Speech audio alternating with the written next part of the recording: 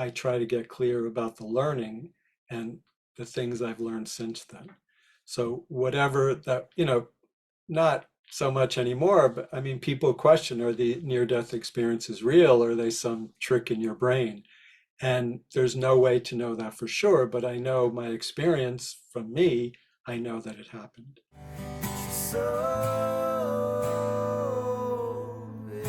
Welcome, everybody, back to another episode of Soul Inspired.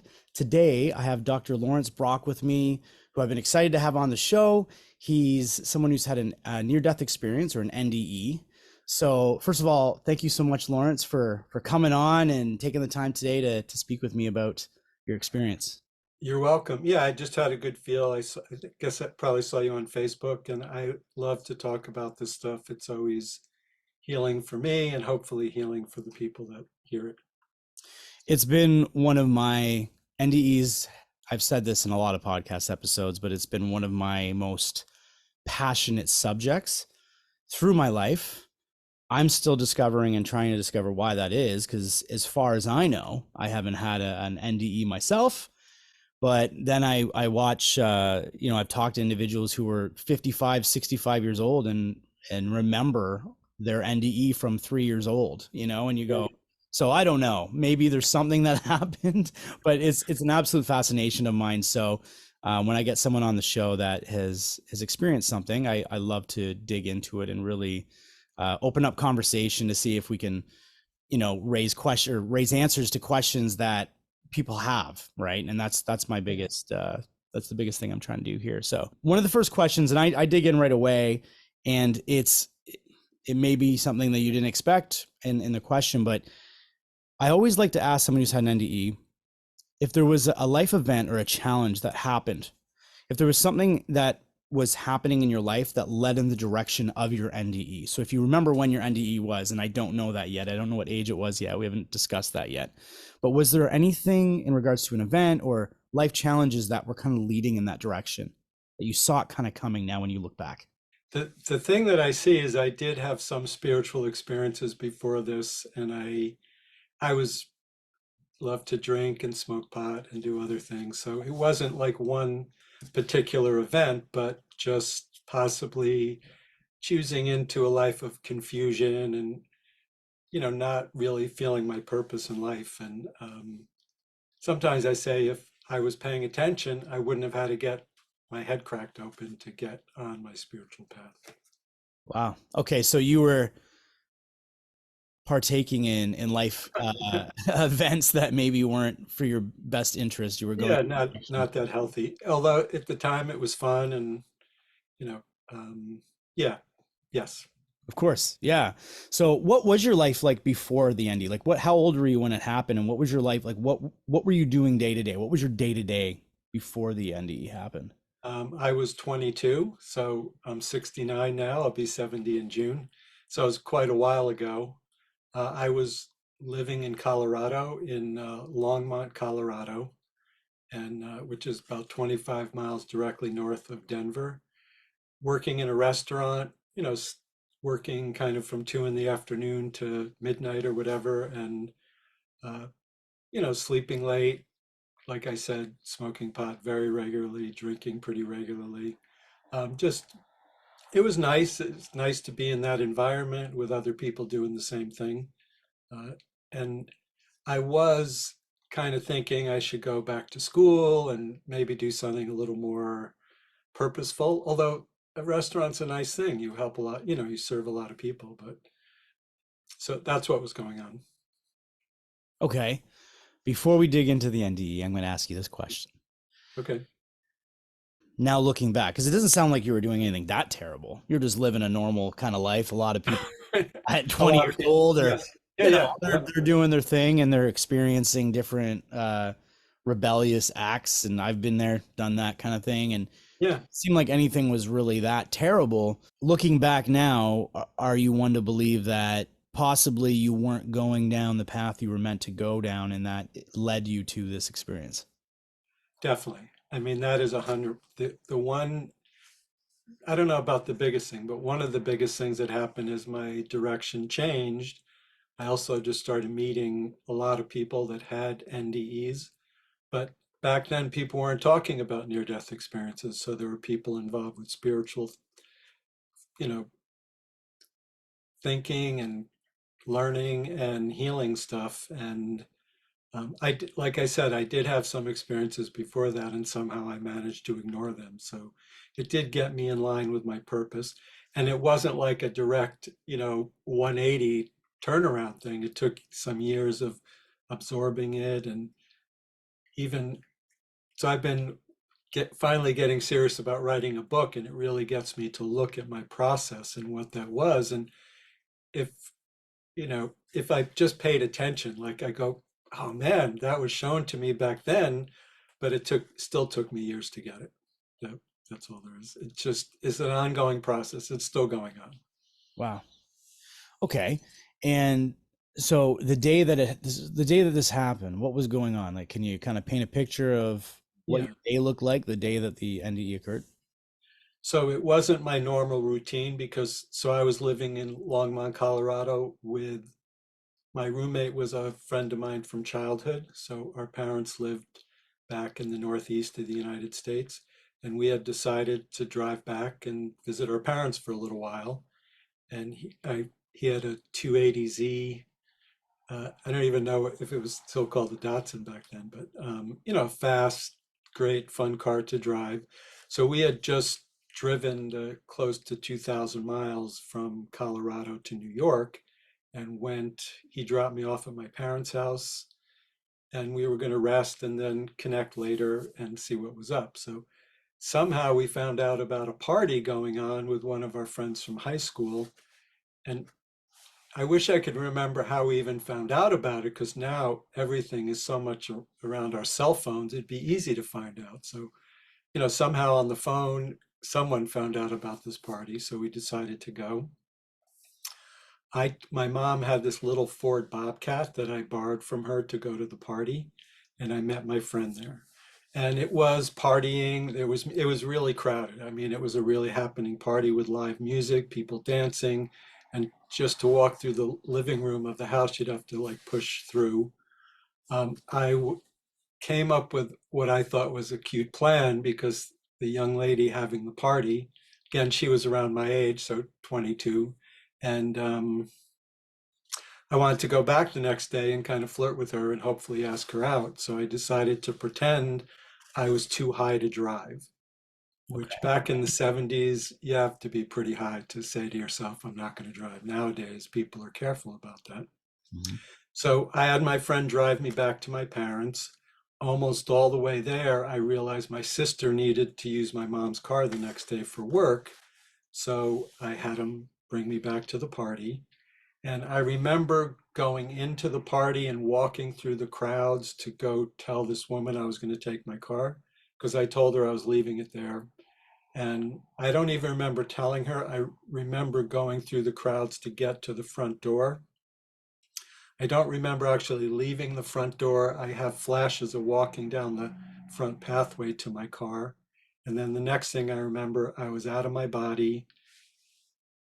The car was below me. I was in the white light. The car was smashed. It was a big tree there, and my body was leaning against a tree with the legs out like that. There was a police officer crouching over me. I assume he pulled me out of the car, but I never verified that.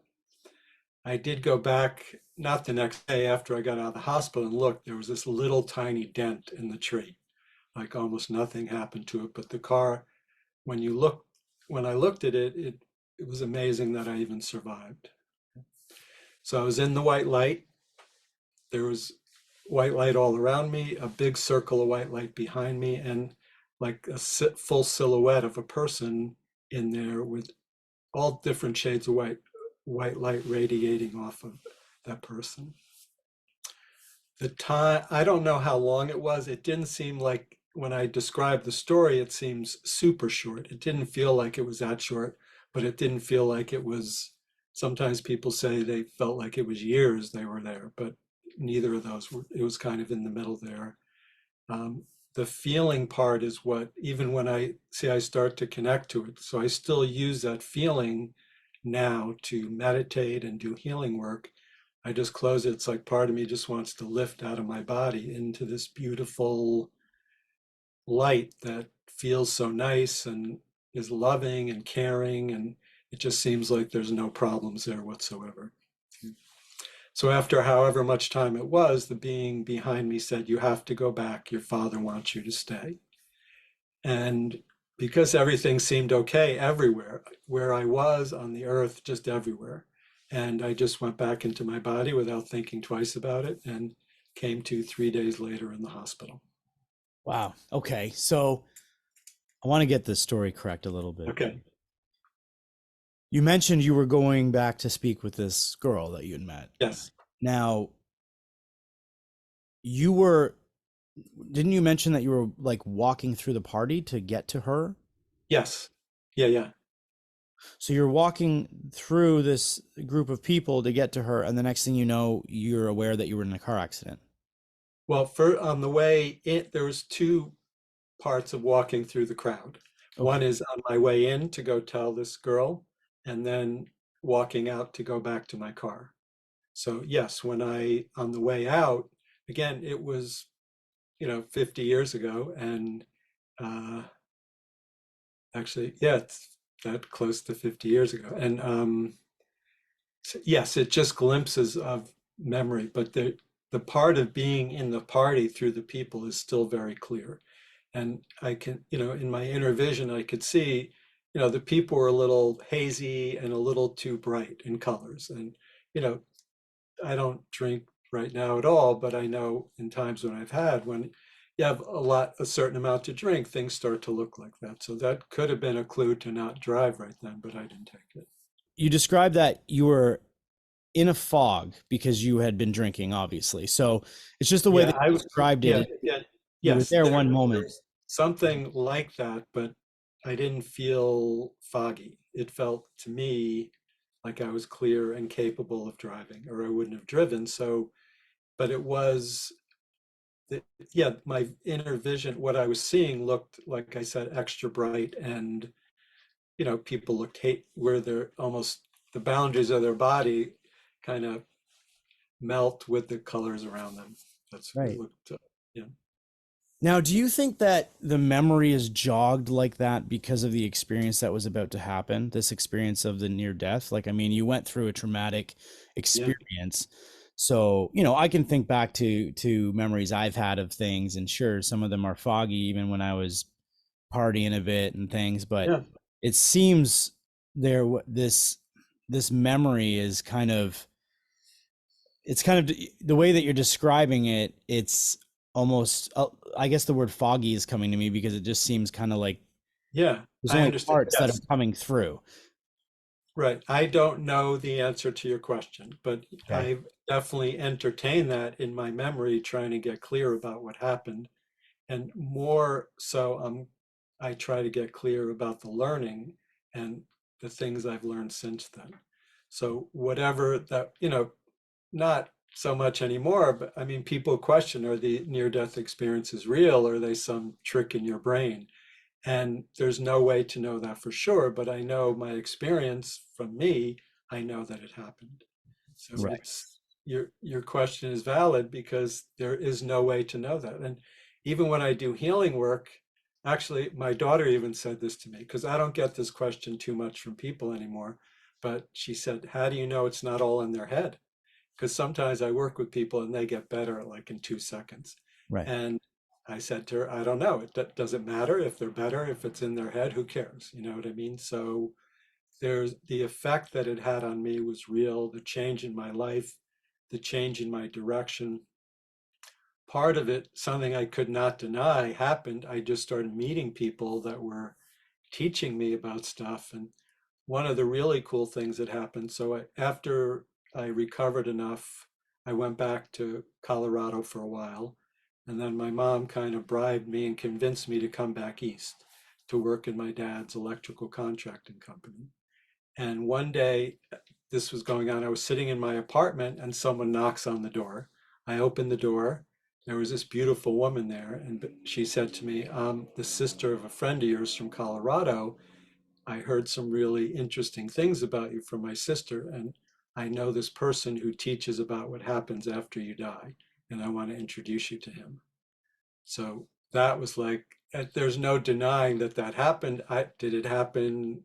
You know, a lot of the other things it could be, is it just in your head? And there's no way to prove a lot of that. So Right. I ended up studying with this person she introduced me to and really developing the things that happened to me in my near-death experience. Interesting to hear you talk about the question of is it real or not, because Yeah, and it could be the scientific approach that you're taking with it. I mean, if you're a doctor, you're doing and we'll get into what you do.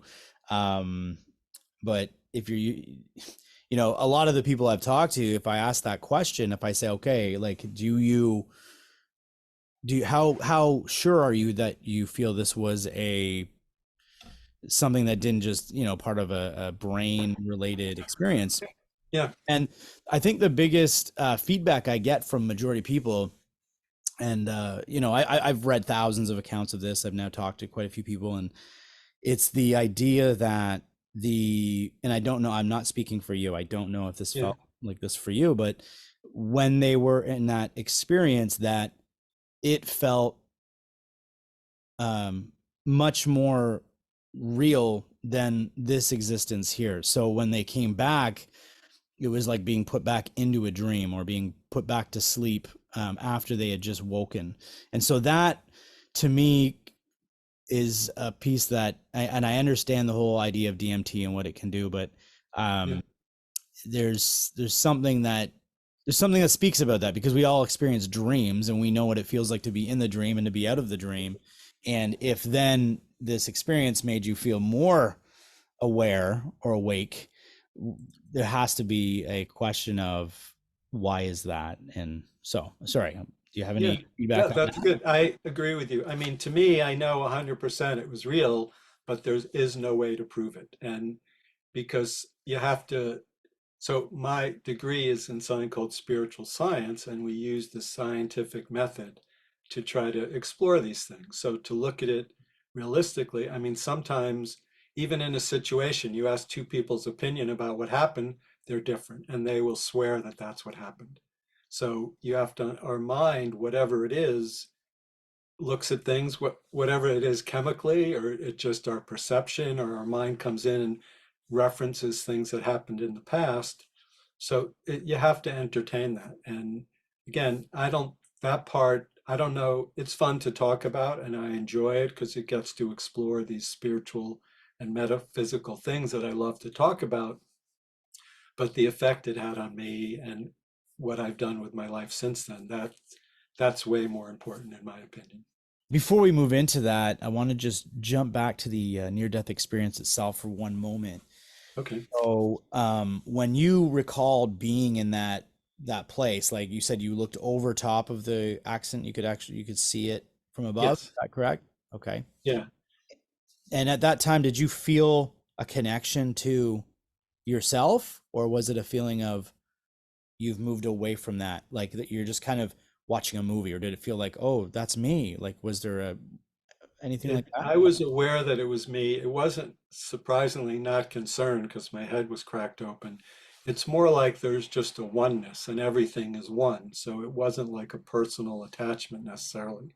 It was just like everything is good, everything is nice. And I looked at it and um, it's, it just, so I'm a very feeling kinesthetic person anyway. So a lot of it was feelings, and there's some just feeling that it was really nice and everything. So I wouldn't say I felt a personal attachment to what was going on with my body at all.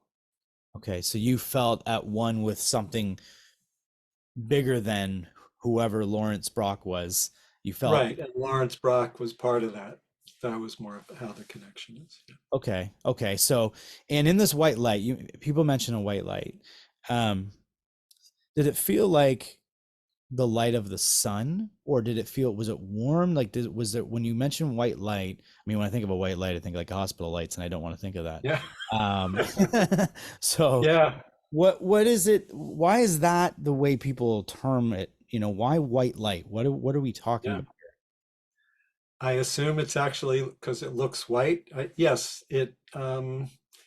I've tried to find the words for this. So the person that the woman who knocked on my door introduced me to was a Sufi sheikh, who's the sheikh. The Sufis are the mystical part of the Islamic religion.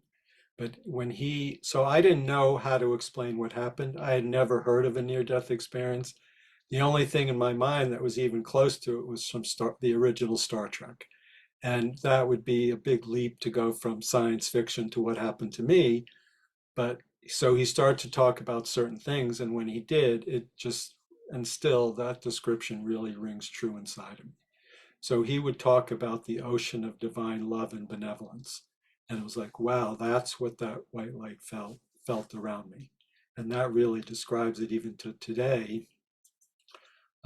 He also started to talk to me about Mary and Jesus, and when he said how open Mary was to God's energy and to the energy of the Christ, and it's like, oh, that describes what I felt. And when I started to talk about Jesus, I just knew that being behind me was Jesus. So that lined up after, because I really, we're talking about now when there's the internet and people are talking about this, but back then that was not the case at all. Right. What year would this have been? 1976. Right. So even I believe I don't know what year Dr. Moody wrote that book, but Yeah, it that was was, right around them, but a little after that. it So, was but even, yeah, I had never, never, ever, again, science fiction maybe, but to think something like that yeah. could be real was not in my consciousness at all. So, okay. So the experience itself, even though the way you've described it does seem brief, you don't have a timeline around it because, again, like many have said, and again, not to judge it, but based on other people I've spoke to, the Yeah, time seems to change once you're out of this human body. It seems to be kind of definitely. irrelevant, right? Like we've created time in a sense, which then starts to you start to question everything when you start thinking about that. I've sat there and thought about what is age. Do we create age? Do we even need to age? Like, what are we Yeah, doing? Like, are it's fun to think about that stuff, right? because we could be doing this to ourselves. It's like, it's bizarre, but it makes me wonder if down the road in evolution and different, can there be a point where we all just stay 30 years old the whole time, and when we decide Yeah, to leave, we can just jump right out? Like, who knows? It gets to a really bizarre conversation, but at the same yeah, time, it once you understand something that once you start to really dive into an area that is so unexplained or so there's no ability to prove, like you've said, it yeah, opens up questions that could go on for hours. I mean, it completely changes the paradigm of reality.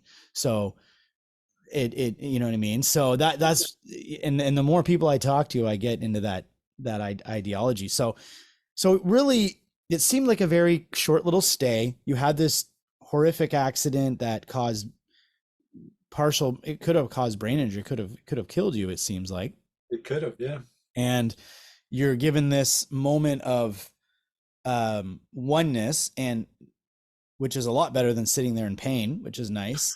I'm sure that pain came yeah, back as you arrived back into the body. But the next question I would have is, just because the experience itself wasn't too, some people go through a tunnel and they meet their yeah, yeah, great Aunt Betty, and they are told the things that they have to do in their life. Like, it doesn't seem like you had that type of experience, right? right. It was almost just a moment that was given to you to maybe replenish and say, Well, it hey, was like a carrot in front of me to start wanting to find out what happened and what was that thing I connected into. And I've pretty much spent my whole life since then exploring that and discovering that. that's great. When you Yeah. came back, was there a big change? You said it took a little bit to kind of shift, but when you came Yeah. back, were you immediately questioning what happened, or did it take a while until these memories came back? Yeah, uh it was really discovering things along the way. And I in one way I wasn't even necessarily choosing into it because it just kept happening to me and something in kept pushing me in that direction. So there were some things I mean, one thing that happened was when I would touch people, my hands would become warm almost instantly and sometimes really hot. And um, just other connections to things, and my intuition increased. But again, see, now I say that like, oh yeah, that's great. And I know what to do with it. But it was, brought up in a situation.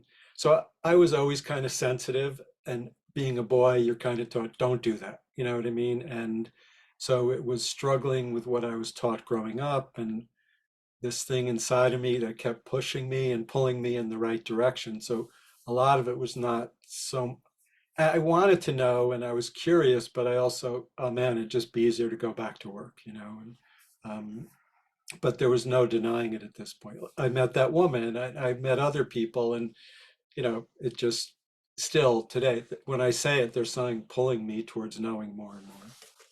How long until you started mentioning it to people that were close to you, family, friends, things like that? That's a good question. So I mentioned it a little bit to some people right away, but not too much. Once I started studying with the Sufi Sheikh, we didn't even talk about near-death experiences, but he had a near-death experience. A number of his students did, so we were talking about it. And without even having the concrete information like I do now, we were kind of comparing that to actually dying and not thinking we died for a little while. And so it took quite a while. It was actually, I want to say, about 7 years ago.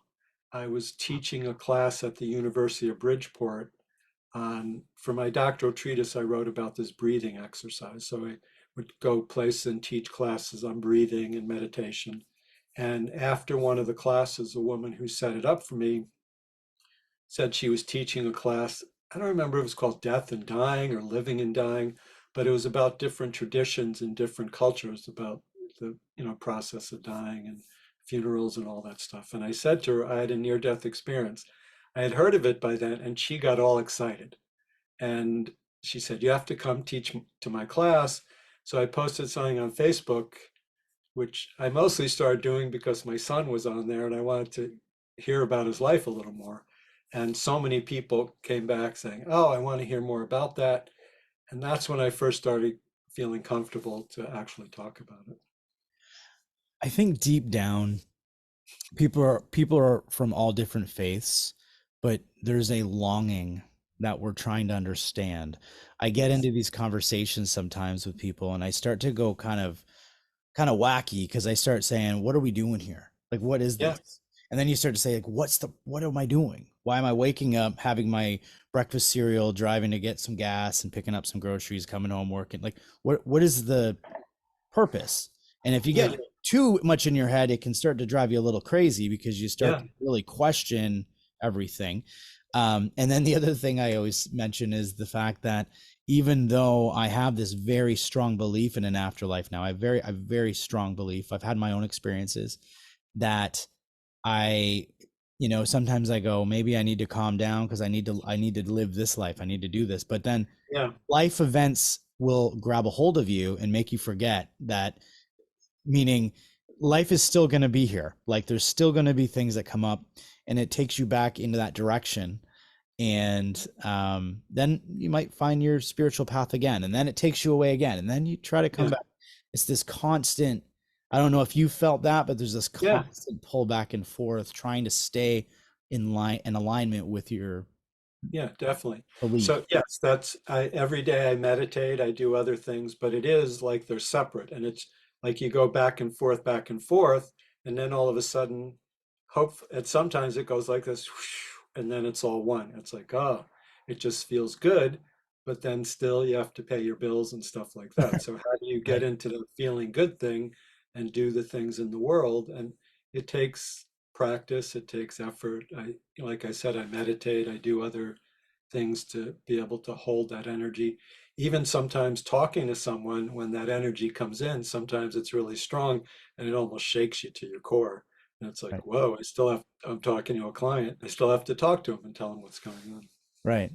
So one of the questions I was going to ask you, but I don't think I really need to, was that if there was a reaction, or if anyone noticed any changes in you from family, friends, and things like that after you came back. Sometimes that happens. But again, if you just started talking about this, you may have been quite silent about your experience, but maybe they noticed a change in your behavior. Would, from someone from the outside, would they have seen changes based on your experience? Mm, Again, like you said, I like how you in the beginning of this in this session you said to me that you said it wasn't as if I came back and it was I'm a different guy. I'm like, yeah. you know, I I no longer want to go and party or whatever. It was like it must have been something that occurred over time. But I'm curious. I'm always curious if people that are closest to you noticed Yeah. changes. No one ever mentioned anything to me, but it's funny because sometimes when I work with people, they have a transformation and I can see the difference. And pretty recently, two people kind of had a second session with me after that, where they were both emailing me saying nothing happened. And it was on Zoom. So as soon as I saw them, I could see there was such a difference. And I knew there was from my intuition, but then talking to them, I mean, one guy said, yeah, oh yeah, my shoulders are relaxed, and everyone telling me I look so much better. So a lot of times people from the outside can tell because there's something in us that's just very used in the habit of doing what we're doing on all, even on the deepest levels. So I don't remember anyone saying that to me. Um, but some of my unfoldment did have to do with um, people giving me feedback about what was going on. It's not like anyone said, "Oh, you look so different." I mean, there were some of my friends that I eventually mentioned it to, not right away, didn't want to have anything to do with me after that. So that, Right. yeah. Right, because your mindset changed. You had different priorities that Yes, yeah, you yeah. wanted to kind of focus on, and clearly look at what you're doing now. And you over so this let's jump into that a second, because you mentioned you had clients Okay. and things like that. So this emergence of who you are now and what you do, what is it that you do with your clients, and how long did it take for you to get to that point? Like where this like you said, you're now I don't know if you said you were close to 70 now, but this Yeah, happened when you were I'm in your 20s. 69, I'll be 70 in June. It again, everything was a process of unfolding. So I did start to learn stuff about spiritual healing from the Sufi Sheikh. In there, I actually had another car accident and went to Vermont and I spent time with another Sufi person there. But he suggested that I try a polarity therapy session, which is a very gentle body work. It's not that different from acupressure, but very gentle. And I had a very profound experience. And she suggested, she happened to know someone near where I live. A lot of these coincidences. So I went to see her for a while, and she said she was teaching a class. She thought I would like it. And I mean, looking back, it's like, why didn't I even put two and two together right then? But I started taking this class, and I found out that the energy from my near-death experience and what happened to my touch, it was a concrete way to channel that into helping people. So that was the beginning of really understanding in my body, the things in my head and my heart and my body coming together. And not too long after that, I realized I wanted to change my career from being in a family electrical contracting business to doing healing work. So, but still, I was able to help people, but still, it's still unfolding more and more and more. So when you say, when did I finally get it? I get it some, and I know that I help people because sometimes really amazing things happen, but I'm still in awe of it. It's still like, this is the most amazing thing in the world, and not uncommon. Sometimes before the session, I'm thinking, how am I going to help this person? Right. And then I have to realize, oh, I know how, I'm just not knowing it right this moment. So that it's still happening. So interesting. So when you I, I had a past life regression Uh-huh. done to me, and it was an absolutely fascinating experience, because when I was in that moment and I came back, the therapist said, "How long do you think you were out?" And I said, 20 minutes. And he's like, no, it's been hours. Like this was a really remarkable, Cool. he was like, you're a fascinating subject because it just all worked well. I could literally feel and see who I was. I was this beautiful Greek woman and I had this, and I even like, even the way I was talking, because it was recorded, and I listened back and I laughed because I'm like, where was I? Whether that was a dream state or something, I remember seeing it and I was Yeah. describing what I was feeling and seeing. And because I'm such a feeling person like yourself, I think it really made a difference. One of the fascinating parts of it was I had mentioned my name and I knew nothing about Greek history.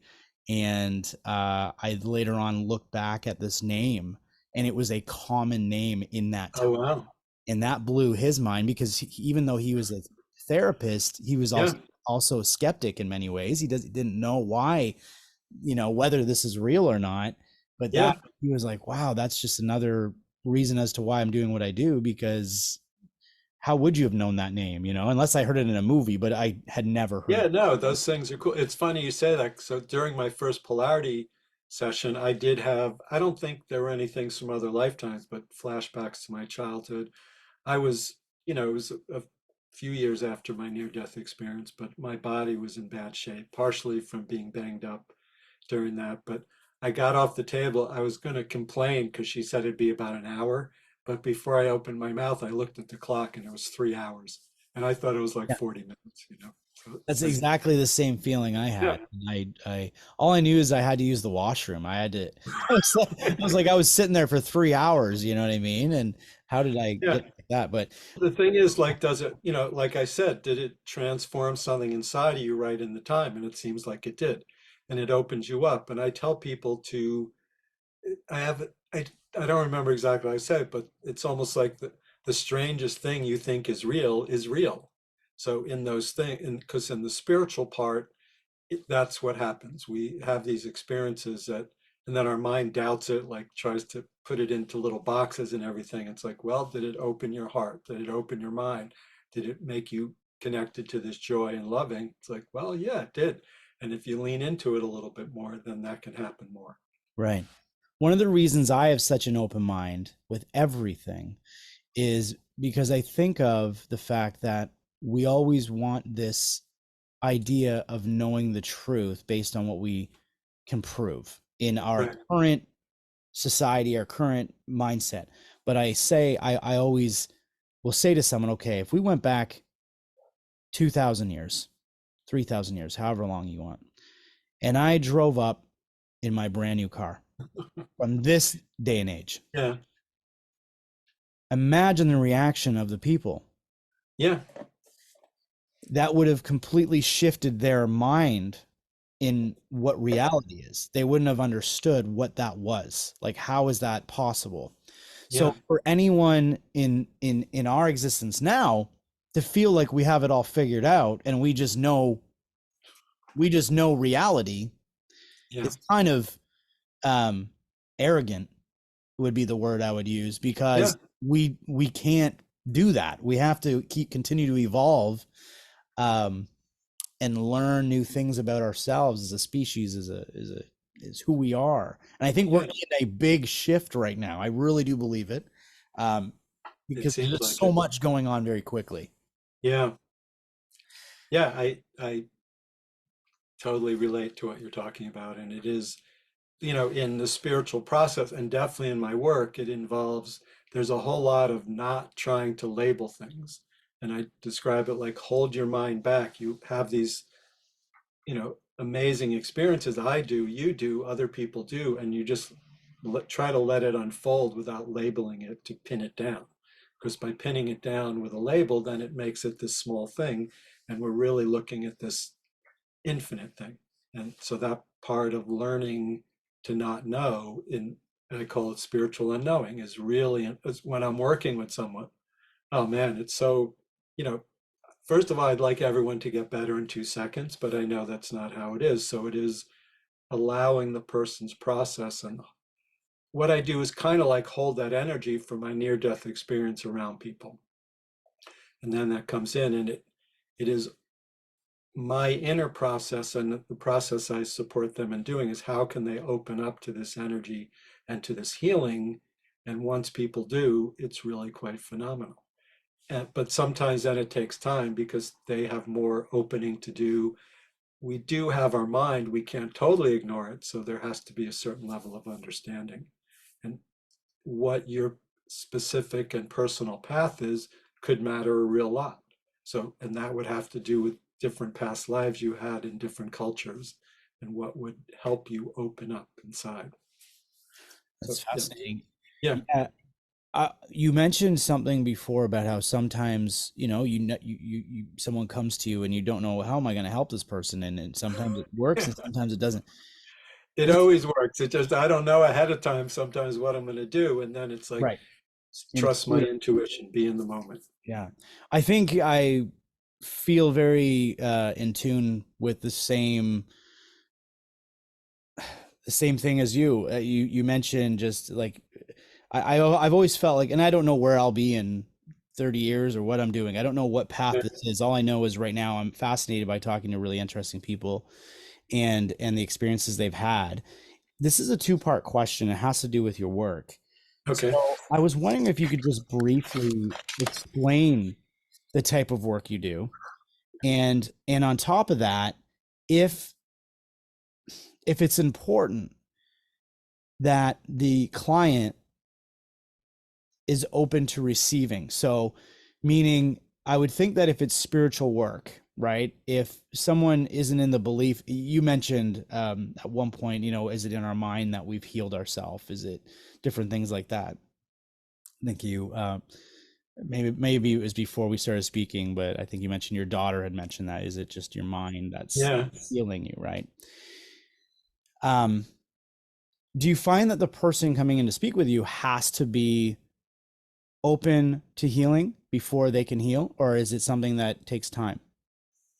In a certain level, yes, but not necessarily consciously, because sometimes people who don't believe in it are easier to work with because they're not trying to manage what's going on in their mind because they have no expectations about it. So, but let's see. So the first part of your question, what I do, and it is through my intention, and it is connected somewhat to my experience as my near-death experience, but I've had many experiences like that since with certain teachers, and there is an energy there, and it's almost like I I want to say bringing the energy in, but it's more like being open to this.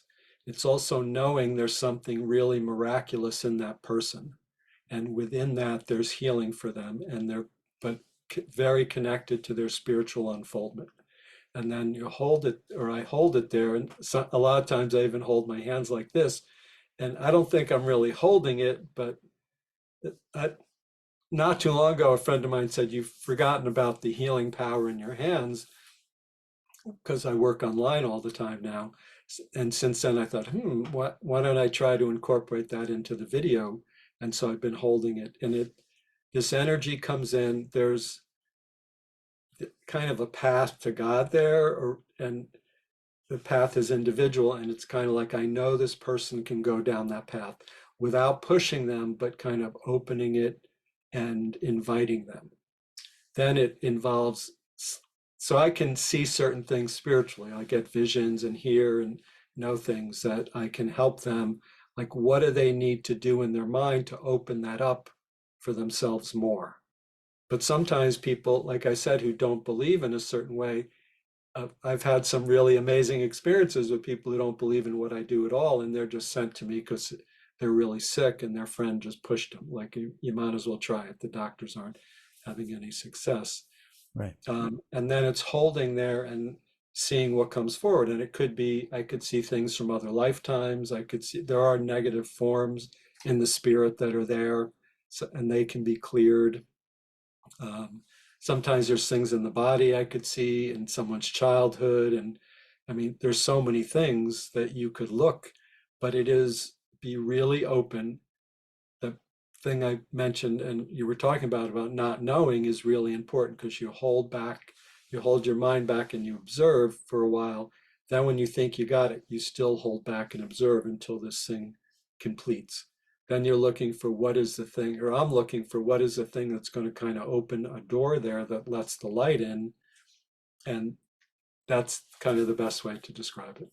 Yeah, and that's amazing. It seems too that part of your work probably is to um, bring show people to how to bring awareness to themselves so that they understand Yes, how to follow their own intuition maybe better. I don't know. That's what I'm feeling. that You that said. definitely happens. Yeah, and it is. I mean, there's so much when you're asking to describe it. It is a very almost general description because there's so much that could happen.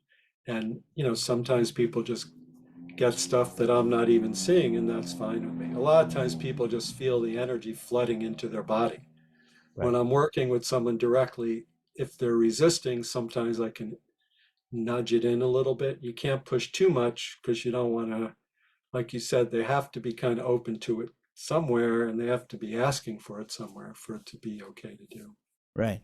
It's in a way, it's kind of, if you look at someone who is, known as a clairvoyant or a psychic, and Yeah, someone goes to speak with a psychic, and the psychic tells them things that they may not want to hear because they intuitively know the truth of that, and yeah, they walk away from it and they think, but they could have listened to their own intuition, but they needed that person, yeah, or that healer or that worker, to give them the insight they needed to make the changes in their life and things like that. yeah. And that's a good when that's working well. A lot of times people try to ask me like what's going to happen, and I'm reluctant.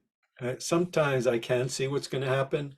Only a few times in my career has it been, it's definitely going to happen when Right. that's the case. But there's times when I've told people things and I realized it kind of interfered with their process and they didn't really get the spirit of what I was saying. Usually it's you need to avoid this thing, and people don't really want to hear that a lot of times because there's like I want to say the gold sparkly things are there that are enticing them, and I say, well, you got to be careful there. So, We've talked about your NDE. In your personal feeling, right? Your intuitive gut right away, how you yeah, feel, the experience you had, was it a real experience outside of this physical reality and this dimensional reality? definitely, 100%. So, in your truth, Yep, there's no question in your mind that it wasn't a dream state, that it was not some kind of firing of neurons or DMT just spilling through your brain. It wasn't anything like that. It was a legitimate, different experience that you was out of this worldly experience.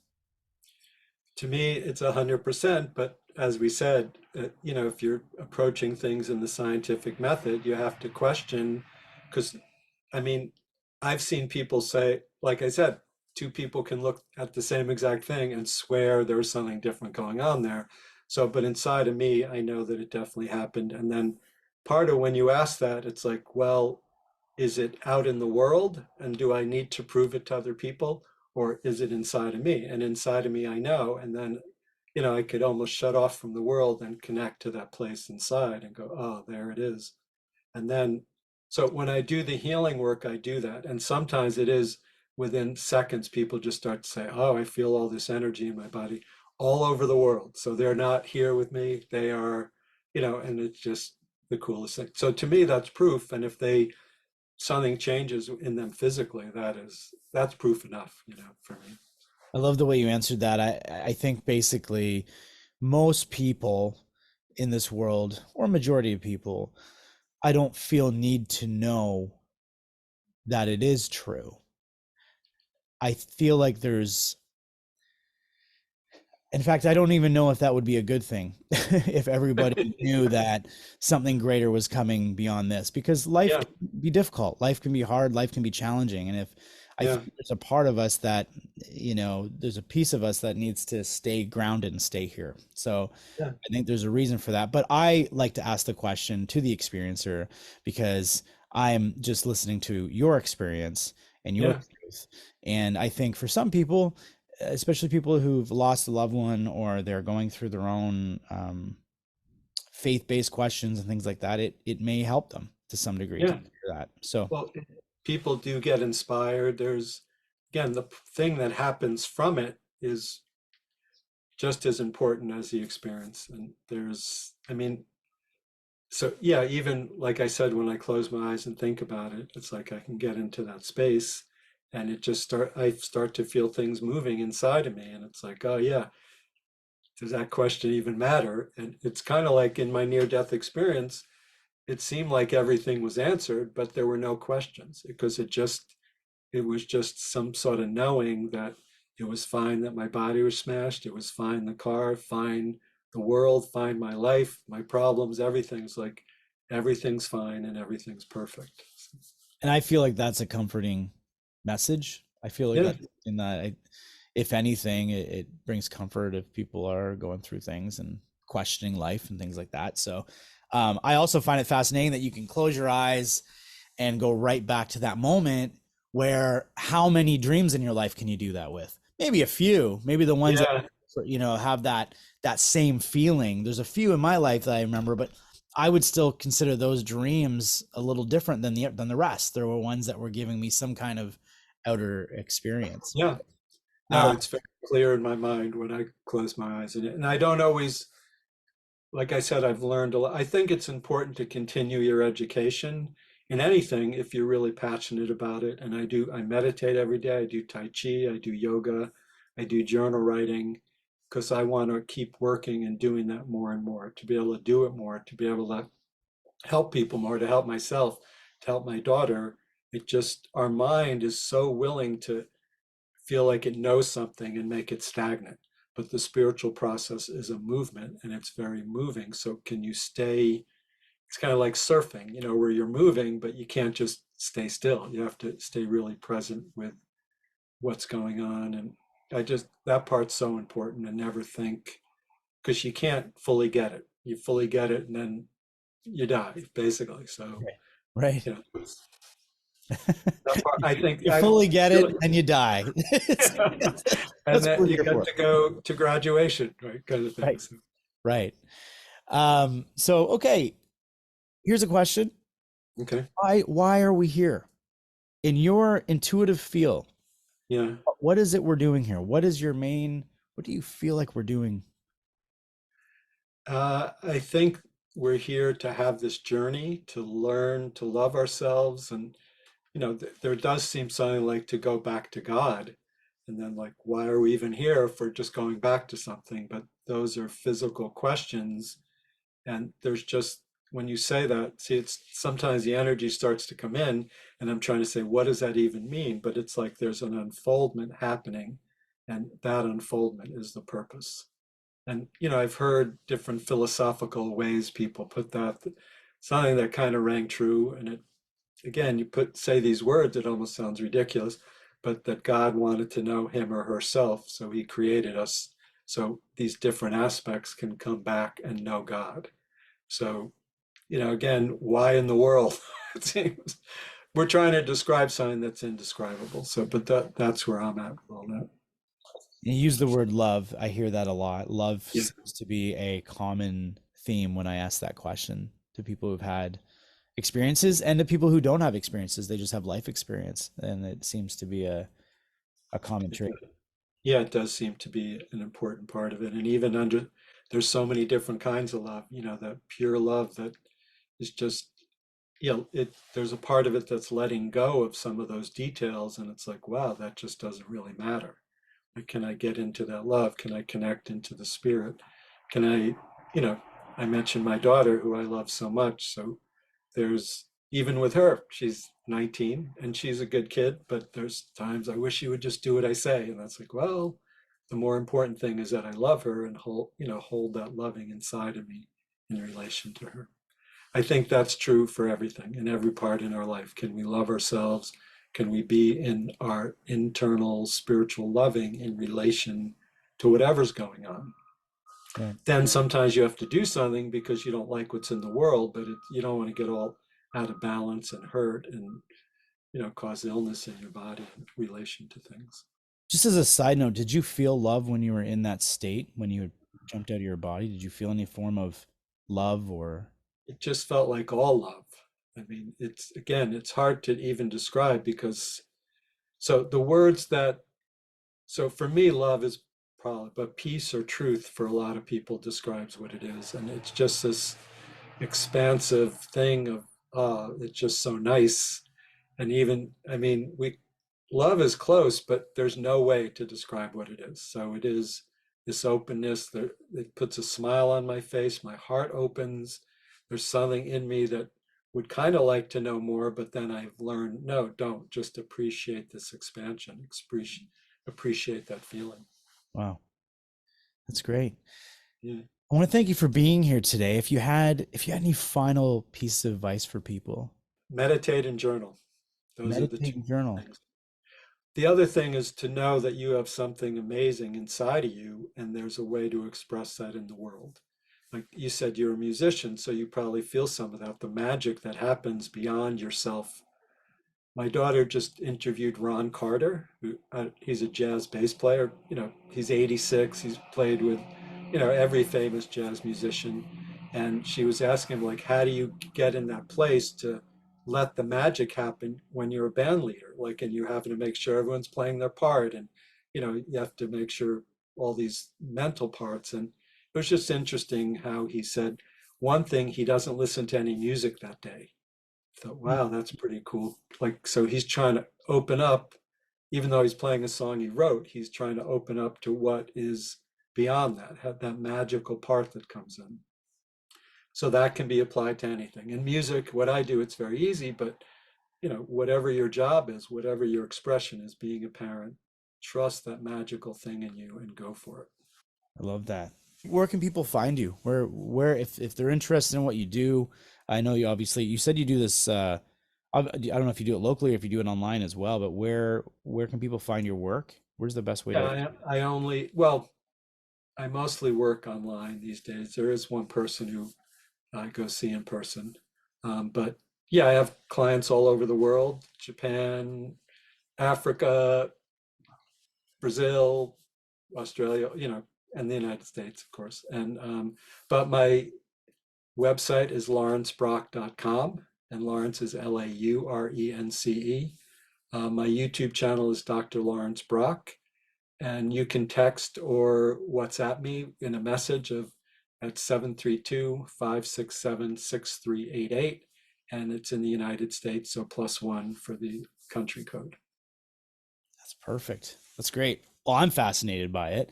I've always had this desire to get into spiritual work, and then I think to myself, I'm a musician. I already do it. You know, Yeah, yeah, I use soul when I write. It comes through me. I don't know where it comes from, but I've always written that way.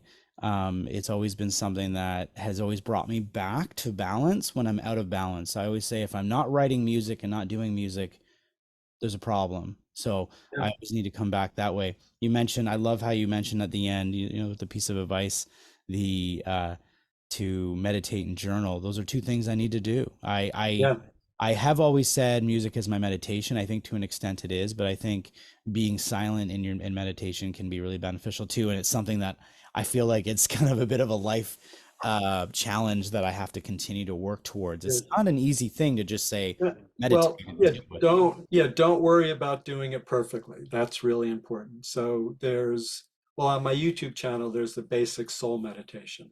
So there is part of it of focusing and trying to quiet your mind, but there's the next step of bringing in the spiritual energy. And so I've been meditating most days for more than 40 years, and some days it's just hard to sit there. And I do, and but it's sometimes my mind's going, "Da, da, da, da," and all of a sudden this energy comes in. It's like, oh, what did I even do to deserve this? But there's a chanting in there that helps activate the energy inside. But so you focus on your breathing some, you spend time listening and doing the internal chanting. It's a little more active way than just quieting your mind. So it's a part of connecting into the spirit. And don't, if you just take time regularly, even if you don't quiet your mind, because that's, I mean, I don't know too many people who can fully quiet their mind, Right. but it is kind of like you push that off to the side and focus on this other thing over here. And it is this purely good, wonderful thing. I've always been envious of Eckhart Tolle, Yeah. the way that and again, I'm sure he has his bad days too, but sometimes he sits there and you go, where is this guy? He's not even here. Yeah. He's not, he's really trying to perfect that, that I've left. I'm not, Yeah. I'm just still, but it is difficult. I think that's Well, I can tell you when I'm working with people, it's easy for me to do. I can do it. When I'm sitting by myself meditating, sometimes it's not easy. Like right. today, I did have a good meditation for a little while, and then for some reason I got up. I was saying, I said, why didn't I just stay there? But it ended up, I had to start getting ready, so it was good. But there's part of us that's, we're using our mind to try to control our heart and our gut and our unconscious. So it takes patience and be loving and nice to yourself. That's really important. I love your Yoda that's behind you there. That's pretty cool. Yeah, Grogu, Baby Yoda, I love it. And that other little thing is Merlin. Oh, okay. Nice. That's awesome. I want to thank you so much for coming on today. It's been a really interesting conversation. As I said, it kind of goes in different directions, but I do appreciate you coming on and talking to everybody and talking to my audience and all these things. So Yeah, it's a pleasure to be here. It's nice talking to you. It's good. Yeah, it's good you're going with the flow. In spiritual work, that's so important because it's so easy to, when you think something, to think it's this way and it might be this way. And if it's a big difference, sometimes it's easy, but if it's a little difference, then our mind can come in and keep trying to change it back to what we thought. So to go with the flow is really, really important in spiritual work. I've wanted to do a podcast for years and I finally decided I am doing it. But there has to be some ground rules. And one of those ground rules is the authenticity of what I'm doing. It will Yeah, not be something where I study and write questions and it has to be exactly because then it doesn't feel authentic. So this is the way I will be conducting these podcast interviews for the remainder of the time that I do Soul Inspired. So yeah, I do sure. appreciate you being here. And Thank you. I want to take a quick moment to say thank you again to the community that's following on Soul Inspired. Please like, share, and subscribe. If you haven't checked me out, I'm on all places that you can get a podcast episodes. So check it all out. And again, thank you so much. Thank you. It was nice to be here. Nice to talk to you.